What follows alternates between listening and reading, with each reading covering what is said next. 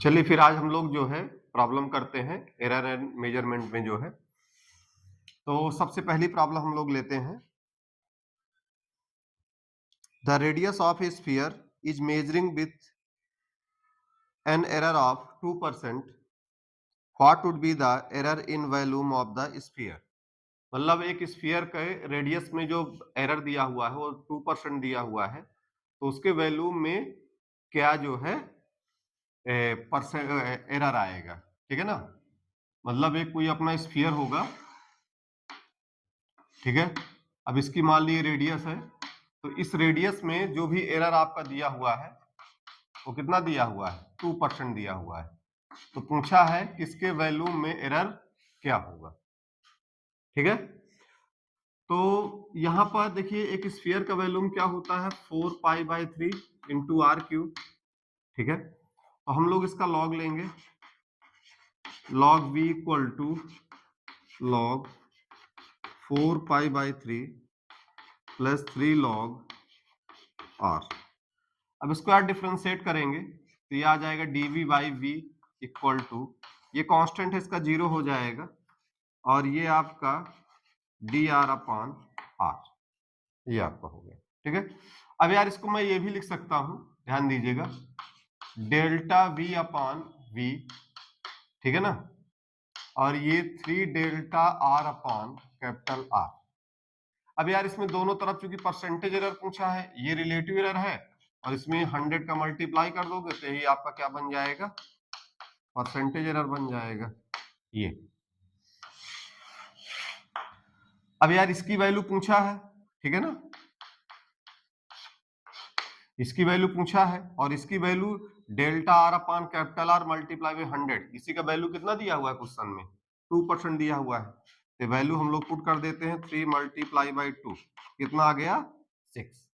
ठीक है। तो इसका मतलब है कि इसके वैल्यूम में कितना एरर आ गया, +-6। इसको हम लोग क्या लिखेंगे, +-6, क्योंकि इतना एरर आपका रेडियस में ज्यादा भी हो सकता है, और इतना एरर रेडियस में उसके वैल्यूम में 6% एरर ऊपर भी हो सकती है, और 6% एरर जो है नीचे भी हो सकती है। ठीक है ना। तो यहां पर आपका रिजल्ट कितना आ गया, +-6%। ठीक है ना। इसलिए हम लोग प्लस माइनस लिखते हैं, क्योंकि वैल्यूम आपका जो उसकी एक्चुअल रिजल्ट है उससे ऊपर भी जा सकता है और नीचे की वैल्यू ले सकता है, इसलिए हम लोग एरर हमेशा क्या लिखते हैं, प्लस माइनस में ही लिखते हैं। ठीक है। तो इसको नोट कर लीजिए, फिर अगली प्रॉब्लम पे चलते हैं। ये क्वेश्चन अभी मैं स्क्रीन पे शो कर दूंगा, ठीक है ना, वहां से आप क्वेश्चन देख लीजिएगा।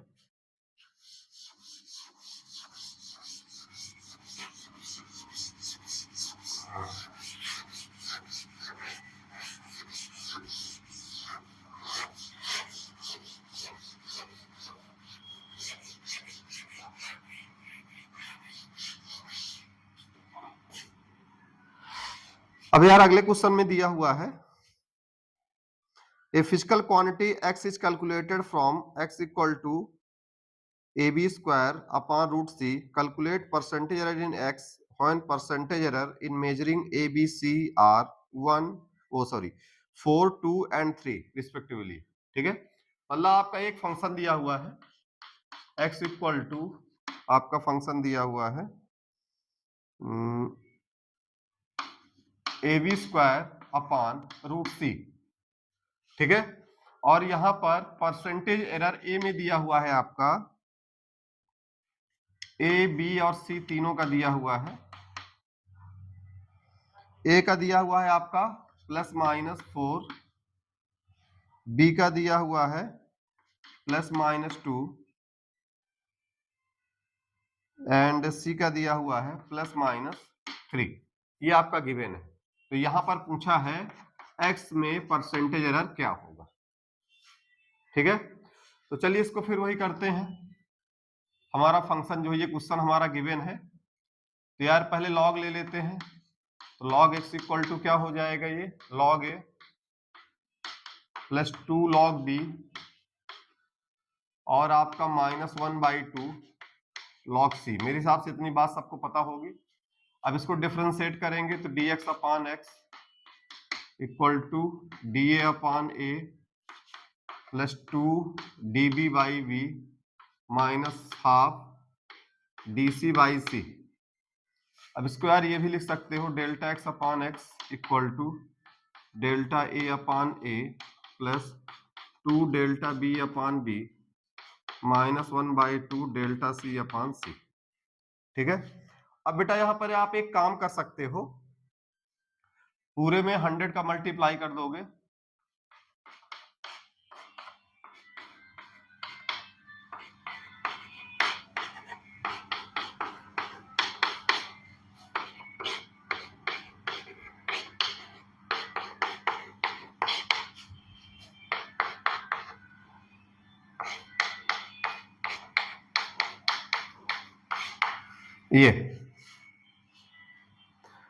ये आपका गिवन है।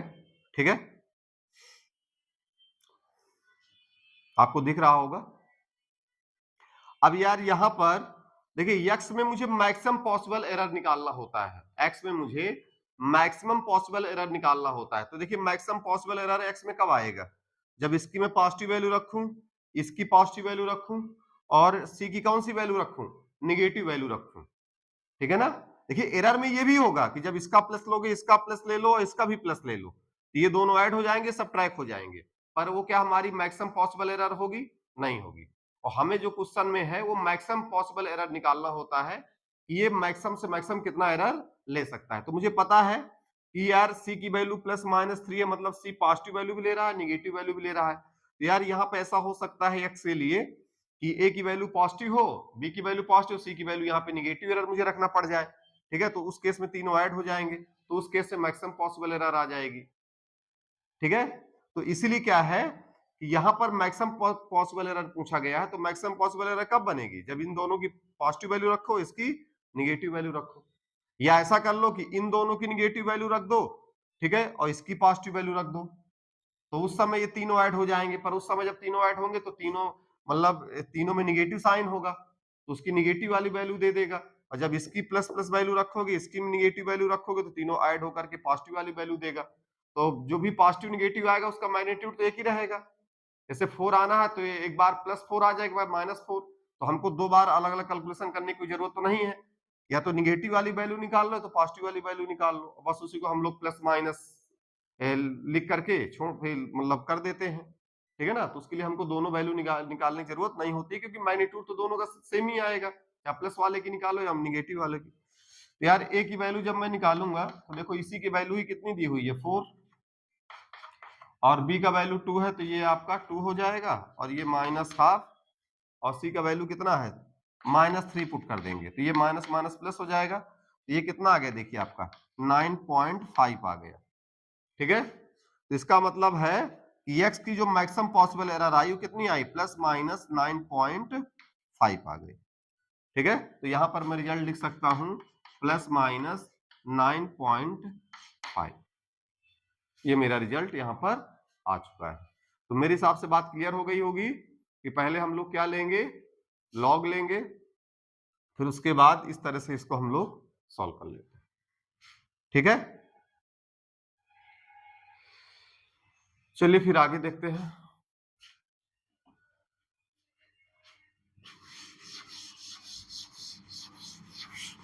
अच्छा, ये लॉग वाला जो रूल है, ठीक है ना, अभी मैं इसको बताऊंगा कि लॉग लेकर के कितने परसेंटेज तक आप इसको निकाल सकते हो। इसके लिए बकायदा मैं एक क्वेश्चन भी लूंगा, और फिर वहां पर आपको पूरी बात समझ में आ जाएगी कि कितने परसेंटेज तक आपको लॉग लेके सॉल्व करना है। ठीक है ना, और किसके बाद जो है आपको जनरल मेथड सॉल्व करना है।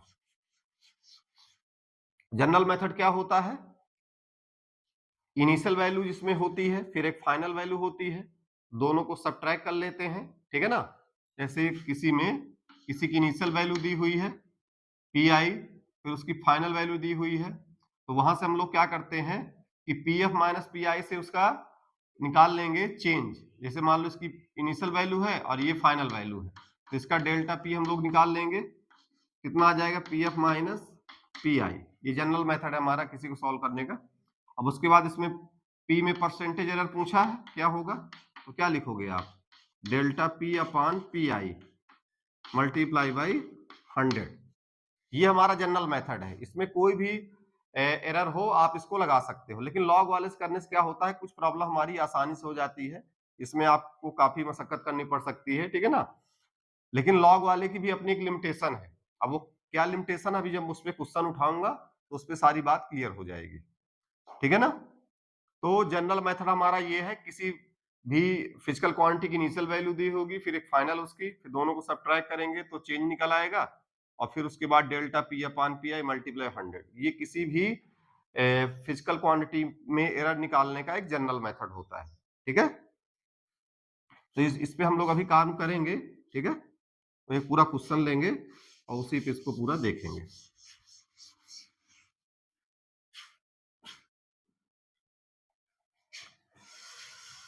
अगला क्वेश्चन है फिर से, अब इस बार फिर से एक फिजिकल क्वांटिटी एक्स दी हुई है, X equal to A cube B square upon root C D, ये दिया हुआ है, ठीक है। और यहां पर आपका जो ए बी सी डी में A B C and D, इनमें जो भी आपका परसेंटेज एरर दिया हुआ है वो आपका दिया हुआ है इसमें 1% प्लस माइनस, उसके बाद अगले में दिया हुआ है प्लस माइनस 3%, अगले वाले में दिया है प्लस माइनस 4%, और अगले वाले में दिया है प्लस माइनस 2%, ठीक है। Then find percentage error in X. तो यार इसका लॉग लेंगे फिर से हम लोग, लॉग एक्स इक्वल टू, ये आपका हो जाएगा 3 log a plus 2 log b, ठीक है, माइनस 1/2 log c और माइनस log d, ठीक है। अब इसका हम लोग डिफरेंशिएट कर देंगे, dx upon x equal to 3 dA upon a plus 2 db by b minus 1/2 dc by c और माइनस 1/2 dd बाई d। अब यार इसका फिर से वही डेल्टा के फॉर्म में कन्वर्ट कर लेते हैं, ये 3 delta a upon a plus 2 delta b upon b minus half delta c by c minus 1/2 delta d by d। ये अब फिर से यार मुझे x में ही मैक्सिमम पॉसिबल एरर चाहना है, तो यार कब आएगा वो, इसकी पॉजिटिव वैल्यू दोनों की पुट कर दो, इन दोनों की निगेटिव वैल्यू पुट कर दो, तो ओवरऑल चारों ऐड हो जाएंगे और मैक्सिमम पॉसिबल एरर निकल आएगा। तो यार एक काम करते हैं, अब इसमें 100 का मल्टीप्लाई भी कर देते हैं, delta X upon X multiply by 100, 3 delta A upon A multiply by 100 plus 2 delta B by B multiply by 100, ठीक है, half delta C by C multiply by 100 minus half और delta D by D multiply by 100। अब यार इनकी value put करेंगे तो ये कितना है 3 मल्टीप्लाई बाई 1 प्लस 2, बी में कितना है 3, उसके बाद सी में 4 है, तो ये आपका माइनस 1/2, इसकी निगेटिव वैल्यू माइनस 4 पुट करेंगे और फिर माइनस 1/2 और डी का वैल्यू कितना है प्लस माइनस 2, तो इसकी वैल्यू रखेंगे -2। यार ये सॉल्व करके कितना आ जाएगा, देखिए 3 2 3 6 9 आएगा, ठीक है, और 9 और यहाँ से आपका 2 आ जाएगा, ठीक है, यहाँ से आपका 3 दूनी 6 3 9 और यहाँ से 2 आएगा, 9 2 आपका 11 हो जाएगा और ये आपका 1 यहाँ से 12%, ठीक है। तो यहाँ पर जो भी हमारा रिजल्ट आ जाएगा वो कितना आ जाएगा प्लस माइनस 12%, ये हमारा यहाँ से आ गया है। Calculate the percentage change in kinetic energy of a body if it's momentum is increased by 5%, number 1, and उसके बाद फिर वही मोमेंटम हम लोग 50% से बढ़ाते हैं, ठीक है। मतलब एक बार अगर मोमेंटम में 5% का चेंज होता है तो काइनेटिक एनर्जी में कितना चेंज आएगा, और एक बार मोमेंटम में अगर हम लोग 50% का चेंज कर देते हैं तो काइनेटिक एनर्जी में कितने का चेंज आएगा, ठीक है। तो चलिए हम लोग इस क्वेश्चन को करते हैं। तो क्वेश्चन अभी स्क्रीन पे मैं शेयर कर दूंगा, तो वहां पे देख लीजिएगा, ठीक है। तो यार काइनेटिक एनर्जी का मोमेंटम के साथ रिलेशन ये होता है, ठीक है। अब ये आता कैसे है, क्योंकि काइनेटिक एनर्जी मुझे पता है क्या होती है, mv²/2, ठीक है। तो इसमें मैं ऊपर नीचे अपनी तरफ से मास का मल्टीप्लाई कर दूंगा, तो ये ऊपर बन जाएगा mv²/2m, ठीक है। और m इंटू भी मोमेंटम होता है, यही फार्मूला हमारा क्या जाता है, p²/2m, ठीक है। तो काइनेटिक एनर्जी और मोमेंटम का ये रिलेशन हो गया।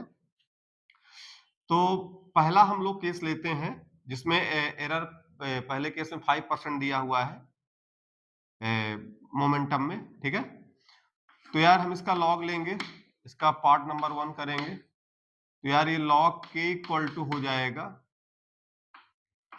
2 log p, ठीक है, माइनस log 2m, ठीक है। अब स्क्वायर डिफरेंशिएट करेंगे तो dk upon k equal to 2 dp/p, और इसका 0 आ जाएगा।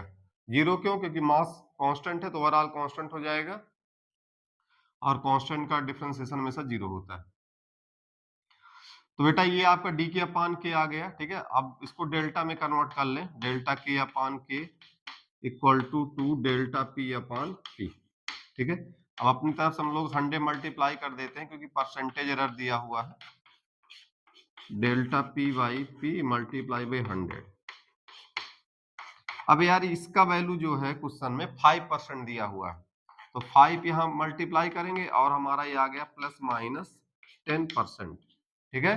तो काइनेटिक एनर्जी में हमारा कितने का चेंज आ गया, 10% का चेंज आ गया यहाँ पर, ठीक है। तो यार यहाँ पर देखिए मोमेंटम में कितने का चेंज दिया हुआ था, 5% का। तो एक चीज ध्यान दीजिएगा यहाँ पर कि जब भी किसी क्वांटिटी में चेंज 5% या उससे कम दिया हो, ध्यान समझिएगा, जब किसी क्वेश्चन में परसेंटेज चेंज 5% दिया हो या उससे कम दिया हो, तो उस केस में हम लोग लॉग लेकर के और इस तरह से क्वेश्चन को सॉल्व कर लेते हैं। लेकिन अगर यहीं पर एरर आपका जैसे 5% से ज्यादा दिया हो, 7%, 8, 10, 20, 50 कुछ भी दिया हो, तो उस केस में अगर आप इस मेथड से करोगे तो आंसर तो आपका, देखिए आंसर तो जो भी आएगा कुछ निकल कर तो आएगा ही, ठीक है ना। लेकिन वो जो इसका सही आंसर आएगा उससे काफी ज्यादा वैल्यू वो डिफरेंट आएगी। भाई सॉल्व करने को तो आप सॉल्व करोगे, वैल्यू पुट करोगे, कुछ ना कुछ तो आएगा, लेकिन वो वैल्यू और जो इसका एक्चुअल आंसर होगा उनमें काफी डिफरेंस होगा, ठीक है ना। देखिए लेकिन जब वही एरर 5% तक या उससे कम होती है, ठीक है ना, तो हम जब इस मेथड से करते हैं, देखिए लॉग लेने से भी कुछ ना कुछ एरर रहता है। जब हम लॉग लेके एरर निकालते हैं, क्योंकि एक्चुअल मेथड क्या हुआ, अभी कुछ देर पहले मैंने आपको बताया था कि इनिशियल वैल्यू फाइनल वैल्यू दी होती है, तो फाइनल में से सब्ट्रैक्ट करते हो तो चेंज निकल आता है, ठीक है। और फिर इनिशियल के रिस्पेक्ट में परसेंटेज निकाल लेते हैं, तो वो हमारा जनरल मेथड है, उससे कहीं कोई गलत नहीं होता है। पर इस मेथड से लॉग लेके जो आप करते हो, तो इससे जो है आंसर हमारा जो है क्या होता है कि गलत, मतलब एरर आती है इस मेथड में। लेकिन अगर हमारी यही एरर, जैसे यहाँ पे मोमेंटम में 5% का एरर दिया हुआ था, तो उस केस में जब हम लॉग वाले मेथड से करते हैं तो हमारा जो इसका आंसर निकलेगा लॉग लेकर के, और जो हम लोग इसके जनरल मेथड से निकालेंगे वही इनिशियल और फाइनल वाले से, तो वो वैल्यू लगभग लगभग सेम आ जाती है।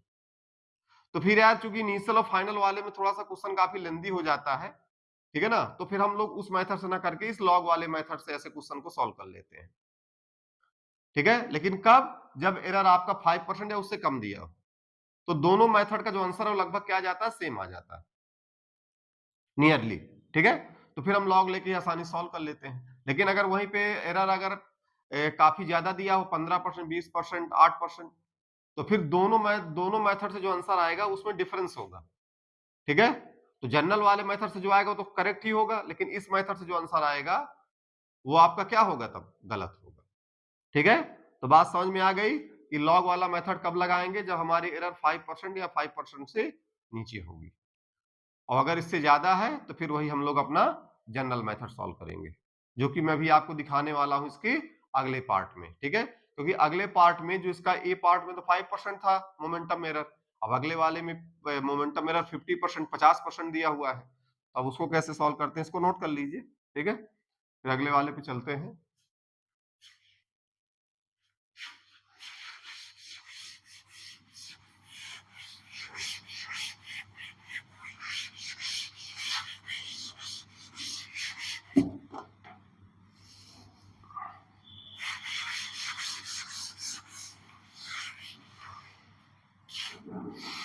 अब देखिए अगला वाला पार्ट में, उसमें मोमेंटम में जो एरर दिया हुआ है वो 50% दिया हुआ है,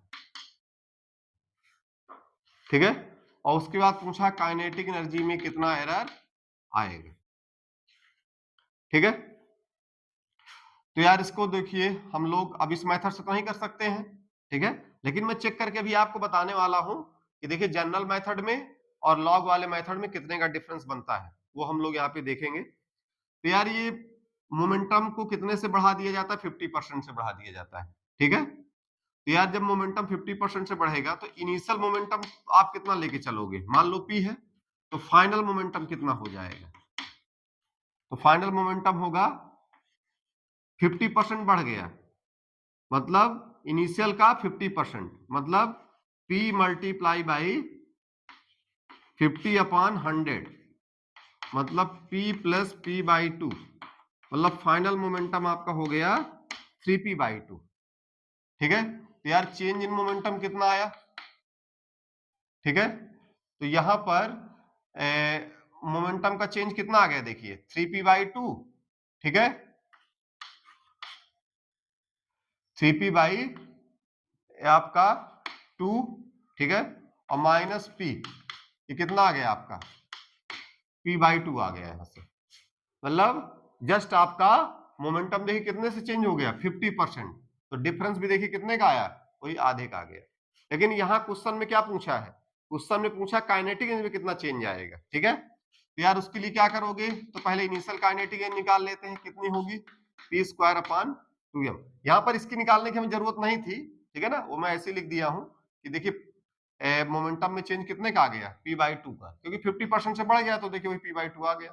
अब चूंकि हमें निकालना है काइनेटिक एनर्जी में, तो काइनेटिक एनर्जी की इनिशियल वैल्यू क्या होगी, P²/2m, और काइनेटिक एनर्जी की फाइनल वैल्यू क्या होगी, फाइनल मोमेंटम मतलब 3P/2 का स्क्वायर/2m, जो कि आपका कितना यहां से आ जाएगा 9P²/8m, ठीक है। तो यार चेंज इन काइनेटिक एनर्जी कितना आया, kF माइनस KI, तो ये आपका हो जाएगा 9P²/8m माइनस, अब यार डिनोमिनेटर सेम कर लेता हूं इसमें भी, ऊपर नीचे में अपनी तरफ से 4 का मल्टीप्लाई कर देता हूं, 4P²/8m, ये भी आपका हो गया। तो ये आपका यहां से आ गया 5P²/8m। काइनेटिक एनर्जी में चेंज कितने का है, देखिए 5P²/8m यहां से आ गया है, देख लीजिए 5P²/8m, ये हमारा काइनेटिक एनर्जी में चेंज आ गया है, ठीक है। इतना नोट कर लीजिए, फिर आगे हम लोग चलते हैं।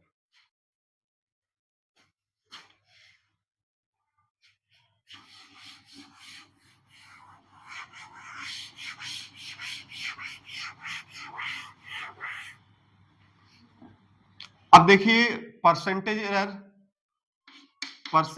एरर इन काइनेटिक एनर्जी क्या होगा, change in kinetic energy multiply by 100 upon initial kinetic energy, ठीक है। तो यार डेल्टा के कितना आया है आपका 5P²/8m multiply by 100 upon initial कितना दिया हुआ है P²/2m। यार ये P² से P² कट गया और m से आपका ये m कट गया, ठीक है। तो ये आपका कितना आ गया 500, और ये 2 आपका ऊपर चला जाएगा 2 अपॉन, नीचे बचेगा आपका 8, तो ये आपका आ गया 1000/8, ठीक है, 1000/8 आ गया। और जिस वैल्यू को अगर आप आगे और कैलकुलेट करोगे तो ये आपका आ जाएगा 125%, ठीक है। काइनेटिक एनर्जी में कितने का चेंज हुआ, 125% का चेंज हुआ, ठीक है, ध्यान दीजिएगा। जब मोमेंटम में आपने कितने का चेंज किया 50% का, तो काइनेटिक एनर्जी में चेंज आ गया हमारा 125%, ठीक है। तो ये हमारी वैल्यू यहां पर आ गई है, ठीक है। तो जब हमारा देखिए चेंज 5% से ज्यादा, ये तो बहुत ज्यादा दिया हुआ था, यहाँ तो 50% दिया हुआ था, तो यहां पर तो हमको फिर इसी मेथड से ही करना पड़ेगा, पहले इनिशियल वैल्यू फिर फाइनल। तो इनिशियल फाइनल से पहले डेल्टा के आपने निकाल लिया और फिर इनिशियल के रिस्पेक्ट में परसेंटेज निकाल लिया, तो डेल्टा के multiply 100 upon initial kinetic energy, ठीक है। इस तरह हमारा 125% आ गया है। अब यहाँ पर ये देखते हैं कि अगर इसी क्वेश्चन को लॉग वाले मेथड से करता तो हमारा आंसर कितना आता, ठीक है। लॉग वाले मेथड से करते तो काइनेटिक एनर्जी इक्वल टू क्या होता, पी स्क्वायर अपॉन 2m, तो ये आपका लॉग के और आपका इधर क्या बनता 2 log p minus log 2m, तो ये आ जाता है आपका यहां से delta K upon K equal to 2 delta p upon p, ठीक है। तो अब दोनों तरफ 100 से मल्टीप्लाई कर देते हैं आप, इतना तब समझ ही गए होंगे, 2 delta p upon p multiply by 100। ये अब यार यहाँ पर इसी delta p upon p multiply by 100, इसी का वैल्यू कितना दिया हुआ 50%, तो यार ये कितना आ गया देखिए 100%। तो देखिए लॉग वाले मेथड से इसी क्वेश्चन को मैंने किया तो मेरा आंसर कितना आया 100% आया, लेकिन जब इसको मैंने जनरल मेथड से किया तो कितना आया 125% आया। मतलब देखिए 25% का दोनों में अंतर आ रहा है, तो कितना ज्यादा दोनों मेथड से एरर आ रहा है 25% का, ठीक है।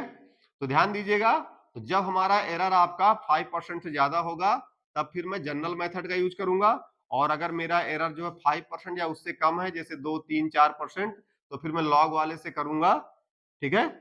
उसमें भी अगर आप जनरल मेथड देखिए, सभी का तो यही जनरल मेथड है करने का तरीका, इसमें तो बिल्कुल एरर नहीं आएगा, पर इस वाले मेथड से करोगे तो यार आंसर में कुछ ना कुछ एरर जरूर रहेगा, लेकिन जब वही एरर 5% से कम होता है तो जनरल मेथड और इस मेथड का आंसर लगभग सेम ही आ जाता है, तो फिर उस मेथड में हम लोग लॉग से कर लेते हैं। लेकिन अगर आप मुझसे ये पूछो कि सर कौन सा ऐसा मेथड जिसमें चाहे कम वैल्यू 5% हो या उससे ज्यादा हो, कहीं पर कोई गलती ना हो, तो फिर मेथड आपका ये जनरल वाला मेथड है। लेकिन फिर वही कि इसमें जो मेन प्रॉब्लम है वो कैलकुलेशन का हो जाता है, कैलकुलेशन काफी लेंदी हो जाता है, तो आपको एग्जाम में कभी ऐसा क्वेश्चन फंसाएगा नहीं, ठीक है ना। अगर लेंदी क्वेश्चन होगा तो वो जनरली लॉग वाले से सॉल्व करवाएगा, और अगर आपका बहुत ज्यादा कैलकुलेशन नहीं होगा तभी आपका इस जनरल वाले मेथड पे आपको ले जाएगा, ठीक है ना। इस चीज को ध्यान दीजिएगा। चल इसको नोट कर लीजिए और दोनों डिफरेंस आपको समझ में आ गया होगा। अब मैं इसको हटा देता हूं।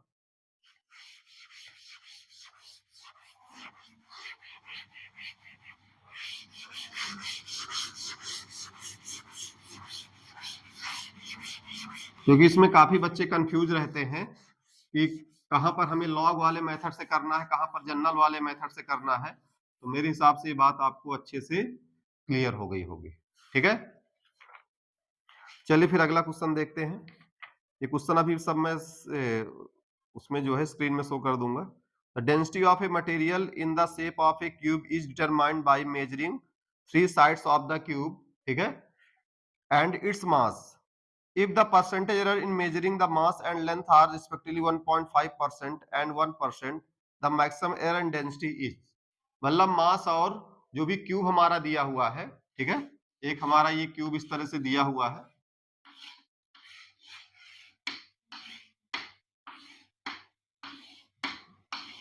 अब मान लो इसका साइड लेंथ ए है, ठीक है, ये भी ए होगा, ये भी ए होगा और ये भी ए होगा।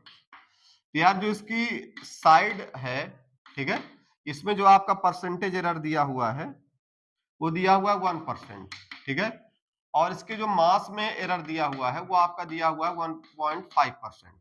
तो बताना है कि इसकी डेंसिटी में एरर क्या होगा। तो यार डेंसिटी इक्वल टू क्या होता है मास अपॉन वॉल्यूम, ठीक है। तो यहाँ पे लॉग लेंगे क्योंकि आप देख लो कि जो भी एरर दिया हुआ है वो 5% से नीचे है, तो d इक्वल टू ये आपका हो जाएगा मास अपॉन, चूंकि वॉल्यूम क्या होगा इसका a क्यूब हो जाएगा। अब इसका लॉग ले लेते हैं, तो log d equal to log m minus 3 log a। अब इसका वही फिर से डिफ्रेंशिएट करेंगे, तो delta D by D equal to delta M upon M minus 3 delta A upon A, ये आपका डिफ्रेंशिएट करने पर आ जाएगा। अब मैं इसको थोड़ा ऊपर लिख रहा हूं, अब इसमें मैं 100 का मल्टीप्लाई कर दूंगा, 100 और delta m upon m multiply by 100 और ये 3 delta a upon a multiply by 100। तो ये आपका देखिए मास में, अब चूंकि मुझे फिर से बता चुका हूं कि मैक्सिमम पॉसिबल एरर निकालना होता है, यार इस तरह से मैं यहां पर वैल्यू पुट करूंगा कि देखिए यहां पर जो लेंथ है उसमें ये प्लस माइनस 1 ही होता है और इसमें भी ये प्लस माइनस 1.5% ही होता है।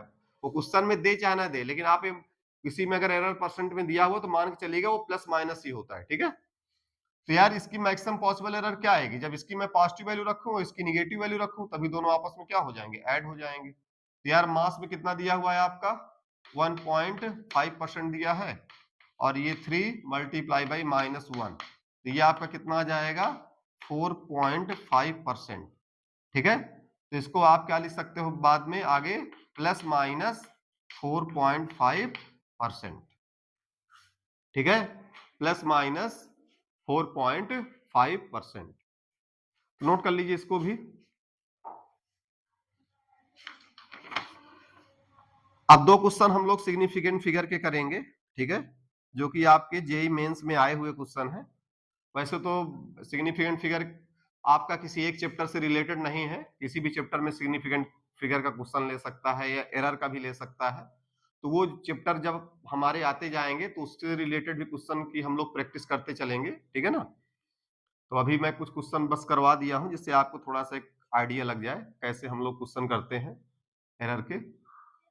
तो मेरे हिसाब से आप लोग जो है अगर एरर का थ्योरी क्लास और प्लस ये क्वेश्चन जितने मैंने कराया है, अगर इतना आप कर लोगे तो मेरे हिसाब से आपको एरर में फिर कोई दिक्कत होने वाली नहीं है, आप हर तरह की प्रॉब्लम लगभग लगभग सॉल्व कर लोगे, ठीक है। तो आपको पहले इसका लेक्चर देखना है कैसे मैंने एरर को वहां पे पढ़ाया है, ठीक है। कुछ एग्जाम्पल मैंने वहां भी करवाए हैं और यहाँ पर मैंने क्वेश्चन का पूरा प्रैक्टिस करवा दिया है, ठीक है। तो दोनों आप थ्योरी क्लास और ये क्वेश्चन क्लास दोनों देख लोगे तो आपका एरर अच्छे से कंप्लीट हो जाएगा। चलिए अब क्वेश्चन अगला देखते हैं सिग्निफिकेंट फिगर का।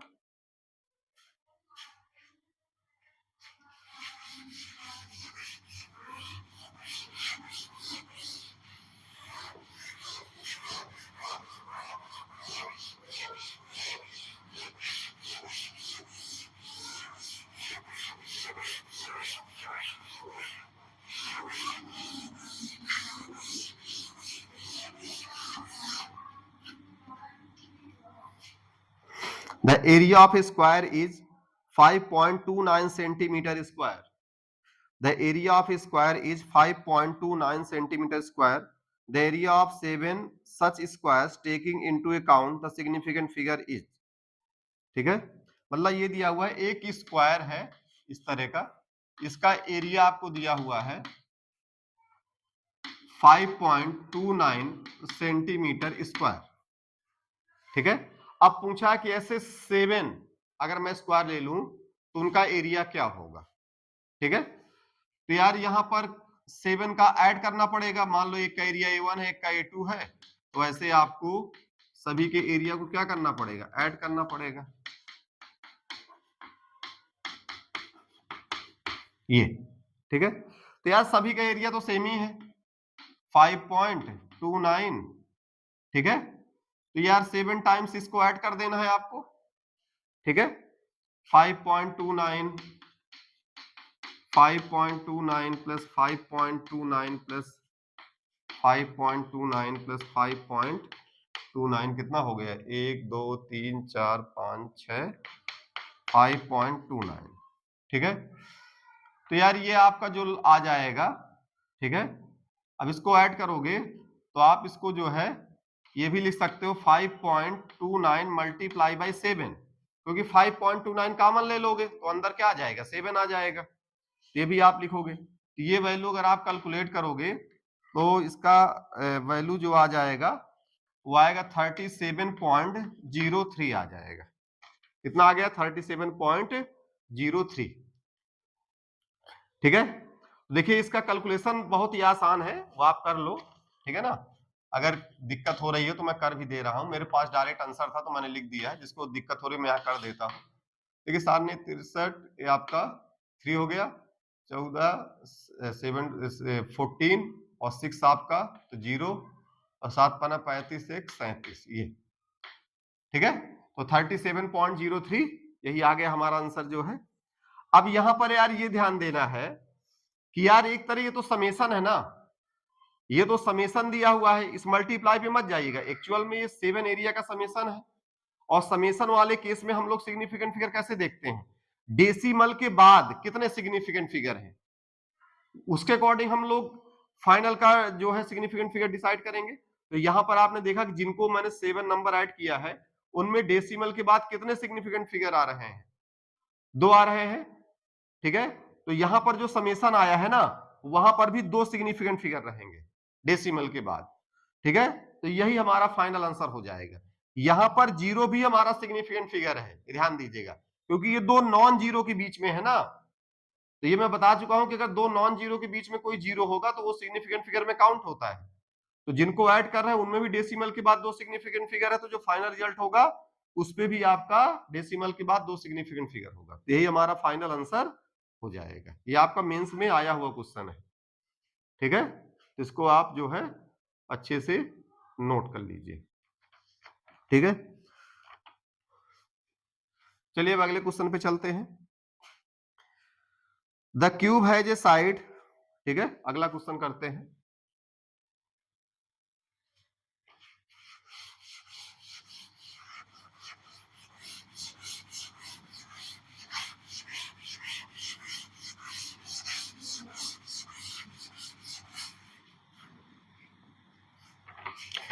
The cube has a side of length, एक क्यूब है, ठीक है, ये आपका इस तरह क्यूब दिया हुआ है।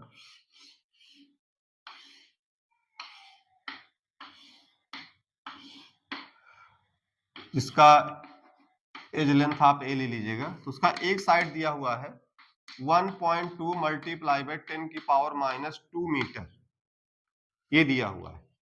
और उसके बाद पूछा है कि इसका वैल्यूम क्या होगा। तो यार वैल्यूम आपको पता ही है, वो ए क्यूब के इक्वल होगा।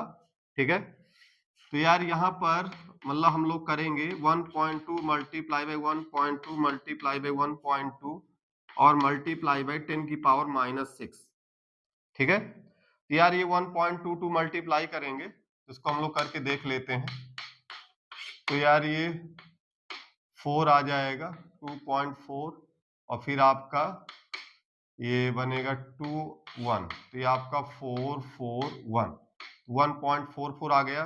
फिर इसमें 1.2 का मल्टीप्लाई करेंगे, तो ये आपका 8 8 2, ठीक है, और आपका ये बनेगा 4 4 1, तो आपका ये 8, और ये आपका कितना हो जाएगा 2, ठीक है, और ये आपका 7, और ये 1। ठीक है, तो मेरे हिसाब से आपका यहाँ पर ये आ चुका है। तो यहाँ पर 3 के बाद लगा देंगे ये, तो यहाँ पर आपका जो आंसर आ जाएगा 1.728 मल्टीप्लाई बाय 10 की पावर -6। ठीक है, तो ये आंसर नहीं है, मतलब इनका सॉल्व करके ये हमारा आ गया। ठीक है, अब यहां पर मुझे सिग्निफिकेंट फिगर डिसाइड करना है कि वैल्यूम में मेरे कितने सिग्निफिकेंट फिगर होने चाहिए। तो यार देखो यहाँ पर जो उसका साइड लेंथ है उसमें कितना दिया हुआ है 1.2, मतलब 2 सिग्निफिकेंट फिगर है, और ये आपका यहाँ पर मल्टीप्लीकेशन हुआ है।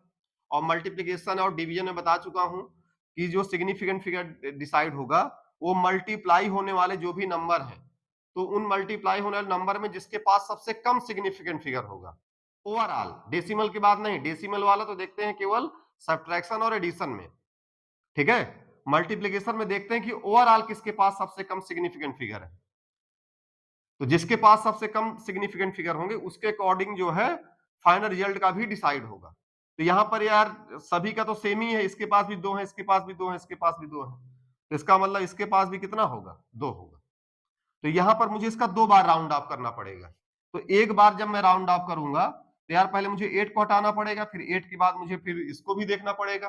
ठीक है, तो यार पहला राउंड ऑफ मैं देखो 8, इसको 8 को हटाऊंगा। ठीक है, तो जब यार पहले राउंड ऑफ में ये फर्स्ट राउंड ऑफ मैंने किया तो 8 को हटाऊंगा, तो यार 8 के बगल में क्या देखो 8 है 5 से ज्यादा। ठीक है, तो जब यार 5 से ज्यादा तो बगल वाले में हम लोग क्या कर देते हैं 1 से उसको बढ़ा देते हैं 10 की पावर -6, ये आ गया। अभी इसमें 3 सिग्निफिकेंट फिगर है, जबकि होने कितने चाहिए 2, तो एक बार अभी राउंड ऑफ और करेंगे, ठीक है। तो जब अगला राउंड ऑफ करेंगे 2 नंबर, तो यार फिर इसको हटाना है, तो उसके बगल वाला देखेंगे, तो यार जब 3 को हटाएंगे तो 3 यार ऑब्वियस सी बात है 5 से कम है, जब 5 से कम है तो बगल वाले में कोई चेंज नहीं होगा, तो सीधे क्या आ जाएगा 1.7 मल्टीप्लाई बाई 10 की पावर -6 मीटर क्यूब।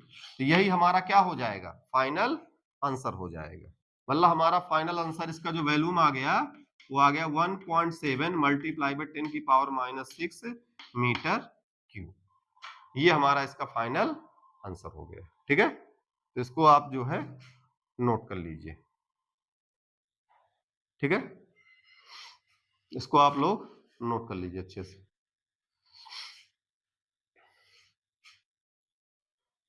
ठीक है, मैं फिर से अपनी बात रिपीट कर दे रहा हूं एक बार। अगर एडिशन और सब्ट्रैक्शन का केस होगा तो हम लोग डेसिमल के बाद देखते हैं किसके पास सिग्निफिकेंट फिगर सबसे कम है, उसके अकॉर्डिंग फाइनल रिजल्ट का सिग्निफिकेंट फिगर डिसाइड होगा। और अगर मल्टीप्लीकेशन और डिवीजन वाला है तो उस केस में हम लोग क्या करते हैं, तो उस केस में हम लोग देखते हैं कि ओवरऑल किसके पास सिग्निफिकेंट फिगर सबसे कम है, तो उसके अकॉर्डिंग फिर फाइनल रिजल्ट का सिग्निफिकेंट फिगर डिसाइड होता है, ठीक है ना। तो चलिए फिर आज के लिए यहां पर इतने ही हम लोग क्वेश्चन करते हैं, फिर बाकी जो है अगली क्लास में हम किसी और चैप्टर के क्वेश्चन लेकर के आएंगे और करेंगे, ठीक है। चलिए फिर यहां पर हम क्लास को क्लोज करते हैं, ठीक है, चलिए।